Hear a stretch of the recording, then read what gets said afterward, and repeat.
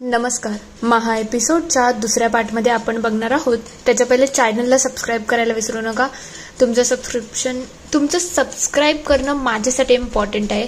मग जसंच तुम्ही लाईक करता तसं सबस्क्राईब करायला विसरू नका. महा एपिसोडच्या दुसऱ्या पार्टमध्ये आपण पाहणार आहोत. इकडे सगळे गुंडांशी फाईट करत असतात. अजित तर खूप जास्त पेटलेला असतो. तो अण्णा केदारला पहिले बुक्क्यानंतर अशा कानाखाली मारायला लागतो. तेवढ्यात तिथे प्रेरणा सुद्धा येते आणि प्रेरणा ही त्याला मारहाण करायला लागते. तेवढ्यात अजित त्याला बाजूला घेऊन जातो आणि त्या दोघांची जोरदार फाईट सुरू झालेली असते. इकडे मनोज सुद्धा गुंडांशी लढायला तयार झालेला असतो. तेवढ्यात अण्णा केदार अजितवरती वार करतो आणि अजितला खाली टाकून देतो. ते बघताच इकडे वल्लरी आणि इंद्रायणी ही उभे राहतात आणि अण्णा केदारच्या डायरेक्ट पोटावरती वार करतात आणि त्याला खालीच कोसळून टाकतात. ते बघता त्या दोघे खूप खोत झालेले असतात. तेवढ्यात अण्णा केदारचा एक माणूस येतो आणि दोघींचे अक्षरशः गळे आवडतो. त्या दोघी कसबसत त्याच्याकडून निघण्याचा प्रयत्न करत असतात, पण फारसा काही उपयोग होताना दिसत नसतो. तेवढ्यात तिथे मनोज आणि आदोक्षज येतात आणि दोघं जण एक एक करून त्यांना तिथे मारायला सुरुवात करतात. हे सगळं बघता अण्णा केदारला समजून जातं की आता आपल्या इथे काहीच होणार नाही, आपल्याला काहीतरी वेगळा मार्ग करायला पाहिजे. तो लगेच त्या हवनाच्या जवळ जातो आणि तिथून त्याने ठेवलेली वस्तू उचलतो. तेव्हा तो म्हणायला लागतो, आता मी कोणाला सोडतच नसतो. तो पुढे सरसावेल तेवढ्यात कोणीतरी त्याच्या पायाच्या मध्ये पाय टाकतं आणि अण्णा केदार खाली कोसळतो. त्याची ती वस्तू सुद्धा खाली कोसळते आणि अण्णा केदार खाली कोसळलेलाच असतो. तर दुसरीकडे इकडे सगळेजण एक एक करून सगळ्या गुंडांवरती वार करायला सुरुवात केलेली असतात. इकडे वल्लरी लाकडाने तर बाकी सगळे कोणी हॉकीने कोणी हाताने एक एक करून सगळ्या गुंडांना मारहाण सुरू झालेली असते.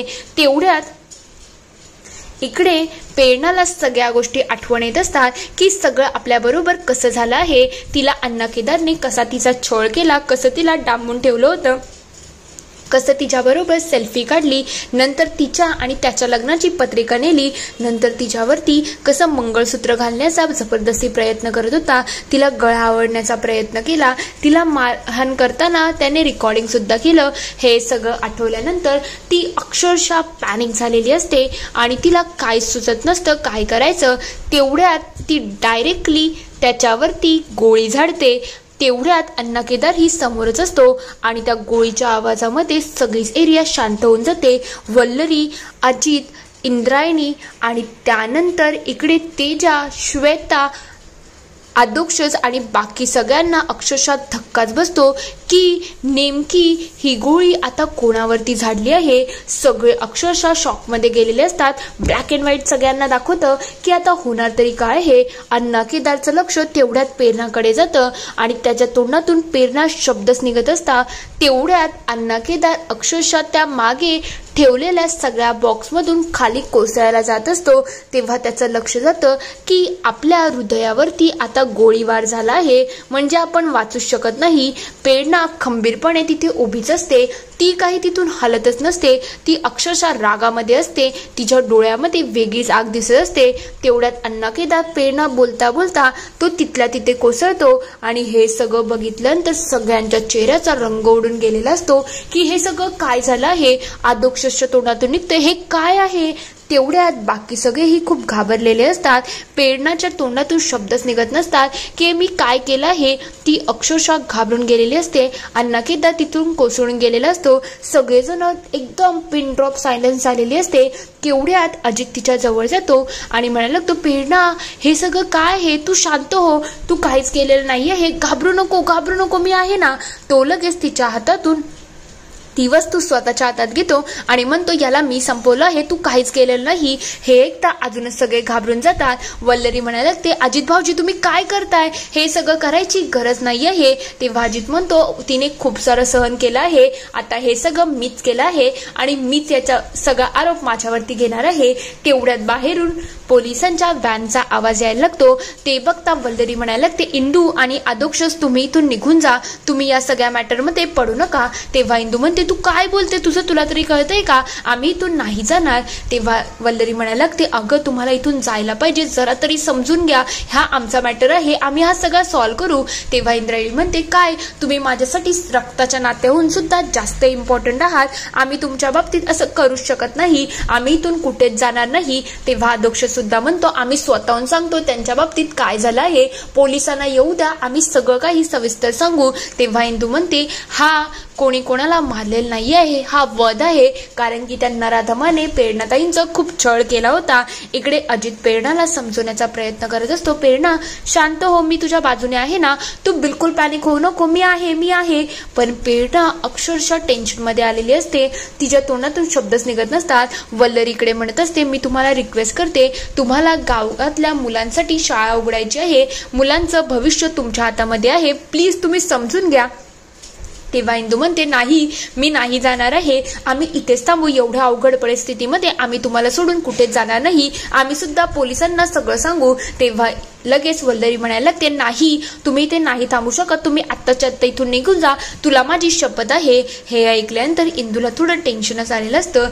इकडे अजित प्रेरणाला समजवण्याचा प्रयत्न करत असतो. प्रेरणा तू काहीच केलं नाही, सगळं काही मी केलं आहे, माझ्याकडे बघ, मी सगळं केलं आहे, तू काहीच केलं नाही, तू स्वतःवरती आरोप घ्यायची गरज नाही, मी आहे ना, मी असताना तुझ्यावरती काहीच येणार नाही, तू नको काळजी करू. तेवढ्यात वल्लरी म्हणायला ते प्लीज जा ना, तुम्ही खरंच इथून जा, उगाच पोलीसवाले आले तर प्रॉब्लेम होईल. श्वेताई म्हणायला ते इंद्रायणी खरंच तुम्हाला जायला पाहिजे, उगाच प्रॉब्लेम करू नका. इंदू लगेच तिच्या जवळ जाते. तेव्हा वल्लरी म्हणते हा प्रॉब्लेम आहे ना, तो आम्ही आमच्या प्रकारे सॉल्व्ह करू, तुम्ही काळजी करू नका, कोणालाही काहीच प्रॉब्लेम होणार नाही, ही माझी खात्री आहे, मी सगळ्यांना या सगळ्यातून वाचून टाकेल, पण तुम्ही आत्ताच्या आत्ता इथून जायला पाहिजे. तेवढ्यात पोलिसांचा पुन्हा आवाज यायला लागतो. ते बघता सगळे खूप टेन्शनमध्ये आलेले असतात. तेवढ्यात मनोज ही तेजाला धीर देतो, तिच्या शांत हो, पण तेजा ही खूप पॅनिक झालेली असते. वल्लरी म्हणायला लागते आता तुम्ही इकडून पोलीसवाले येणार आहेत, तुम्ही दुसऱ्या रस्त्याने जायला पाहिजे. तेजा म्हणायला लागते हो, मी तुम्हाला सोडते, चला लवकर. तेवढ्यात ती म्हणते चल इंद्रायणी, असं थांबू नको. इंद्रायणी वल्लरीला भेटते आणि म्हणते आता मी जात आहे, पण हे सगळं चुकीचं झालं आहे. इंदू आणि आदोक्षस लगेच तिथून तातडीने निघून जात असतात. तेवढ्यात एकदा अजित आणि प्रेरणाकडे बघतात आणि त्यांनाही थोडं टेन्शनच आलेलं असतं की आता आम्ही इथून जातोय पण हे योग्य नाही आहे. त्या दोघांना तिथून पाठवलं जातं, पण गुरुजी तिथेच असतात. तेवढ्यात या सगळ्यांचं विषय चालूच होईल. तेवढ्यात तिथे पोलीस येतात आणि हे सगळं प्रकरण बघून ते खूप घाबरून गेलेले असतात. तेजा ही अजितच्या बाजूला उभी राहिलेली असते. तेवढ्यात पोलीसवाले विचारतात हे सगळं कोणी केलं आहे. हे बघता तेजाच्या चेहऱ्याचा रंगच बदललेला असतो. ती काहीतरी करण्याच्या मूडमध्ये असते, म्हणून ती लगेच अजितच्या हातातून ती वस्तू घेते आणि म्हणायला लागते मी या माणसाला संपवलं आहे. हे ऐकता पोलीसवाले म्हणायला लागतात हे काय चाललं आहे. लगेच इकडे मनोज आणि सगळे म्हणायला लागतात तेजाताई तुम्ही काय करताय. तेवढ्यात अजित म्हणायला लागतो हिने नाही, मी हे सगळं केलं आहे. तेवढ्यात प्रेरणाही ते स्वतःच्या जवळ घेते आणि म्हणायला लागते त्यांनी नाही, मी हे सगळं केलं आहे, मी या माणसाला मारलं आहे. ते बघता पोलीसवाले म्हणायला लागतात आता हे सगळं करू नका. या तिघांचं थोडी झटापट सुरू झालेली असते की कशाला तुम्ही तुझ्यावरती आरोप घेत आहेत, मी सगळं केलं आहे ना. वल्लरी इकडे सगळ्यांना अडवण्याचा प्रयत्न करत असते. तेव्हा ती म्हणते मी वकील आहे, एकदा सर तुम्ही माझं ऐकून तर घ्या. तेव्हा ते म्हणतात तुम्ही वकील आहात तर तुम्हाला सगळी प्रोसिजर माहितीच असेल ना. आता या तिघांना अटक करा आणि ती वस्तू सुद्धा स्वतःच्या ताब्यामध्ये घ्या, तो एक आपल्याकडे प्रूफ असणार आहे. तेव्हा लगेच ते त्यात एक एक करून अजितला, नंतर प्रेरणाला आणि तसंच करून तेजालाही अटक केलं जातं आणि तिघांनाही तिथून न्यायला घेतलेलं असतं. प्रेरणाचं लक्ष तेवढ्यात त्या मृत्यू झालेल्या अण्णा केदारकडे जातं आणि तिला त्याचं बिलकुल रिग्रेट नसतं. ती त्याच्याकडे खूप रागाने बघत असते. तेवढ्यात वल्लरी सगळ्यांना अडवण्याचा प्रयत्न करते पण फारसा काही उपयोग होत नाही. तेव्हा ती म्हणते मी ते असताना यांनी सगळ्यांनी हे सगळं काय केलं, आता या सगळ्यातून या सगळ्यांना कसं बाहेर काढायचं मला हेच समजत नाही आहे. आता या सगळ्यांनी एकत्र येऊन सगळ्याच गोष्टींचं वाटोळ केलं आहे, मी कसा या सगळ्यातून मार्ग काढू.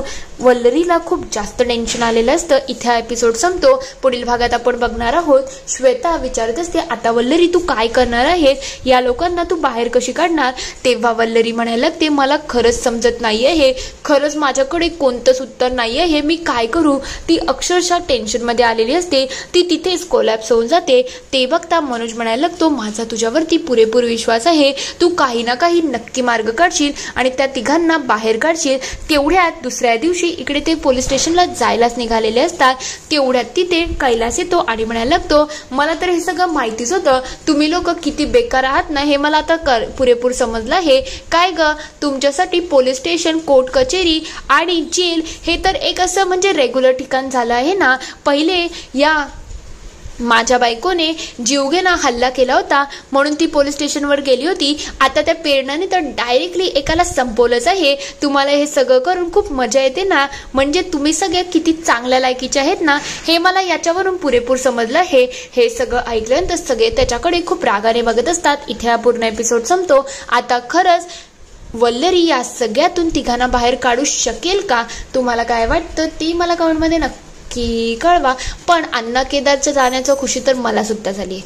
व्हिडिओ आवडला असेल तर लाईक करा, शेअर करा आणि चॅनलला सबस्क्राईब करून घंटी वाजवायला विसरू नका.